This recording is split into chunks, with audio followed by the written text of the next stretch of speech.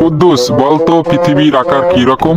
Sir পৃথিবীর আকার হচ্ছে গোলাকার। বেশ বেশ, এবার প্রমাণ দাও, কি করে বুঝলে পৃথিবীর আকার গোলাকার? জোরালো প্রমাণ আছে স্যার। প্রথম সাপ্তাহিক পরীক্ষায় চ্যাপ্টার লিখে শূন্য পেয়েছি, দ্বিতীয় সাপ্তাহিক পরীক্ষায় চৌকোনা লিখেও শূন্য পেলাম, তারপর লিখলাম পৃথিবী লম্বা, তাও আপনি কেটে দিয়েছেন।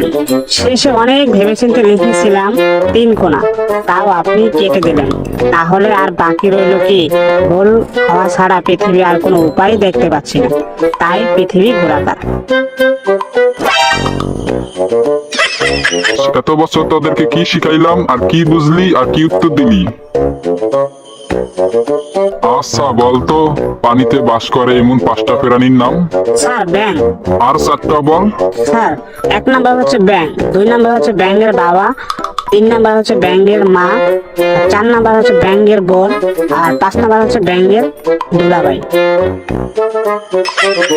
কুদ্দুস, আই লাভ ইউ আবিষ্কার কে করেছে? Sir China company. কিভাবে বুঝলি কুদ্দুস? স্যার এর কোনো গ্যারান্টিও নাই, কোয়ালিটিও নাই। টিকলে সারা জীবন টিকে, আর না টিকলে 2 দিনও টিকে না, তাই এটা চায়না কোম্পানি। কুদ্দুস, চোর সম্পর্কে ভালো একটা উদাহরণ দে। চোর পালালে বুদ্ধি বাড়ে, অতএব নিজের বুদ্ধি বাড়ানোর জন্য চোরকে সবসময় পালাতে দিতে হবে। আচ্ছা স্যার, আমি আপনাকে একটা প্রশ্ন করি, উত্তর দেন তো। স্যার ইটের চালের উপরে মোরগের ডিম পারলে এই ডিমটা কোথায় পড়বে? হা হা হা হা, এত সহজ প্রশ্ন আমারে করলি? টিনের চালে মোরকে ডিম পারলে অবশ্যই গড়িয়ে মাটিতে পড়বে। হা হা হা, স্যার কয় কি মোরগে বলে আবার ডিম পারে? স্যার আপনাকে আমি আরেকটা প্রশ্ন করি, উত্তর দিবেন? কুদ্দুস, আবার কি প্রশ্ন করবি বল।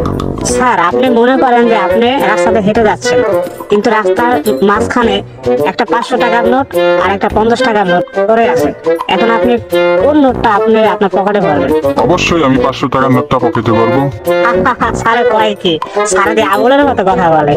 আমি থাকলে স্যার 2টা নোটই পাঠাতে পারতাম। শেষ প্রশ্ন বলতো, ইতিহাস কাকে বলে? স্যার এই প্রশ্নটা খুবই সহজ। স্যার আমি প্রথমটুকু পাই না, শেষেরটুকু পাই। আর তোর মতো ছাত্র শেষেরটুকু পারে, এটাই অনেক। তাই বল, শেষেরটুকুই বল। স্যার শেষেরটুকু হলে তাকে ইতিহাস বলে।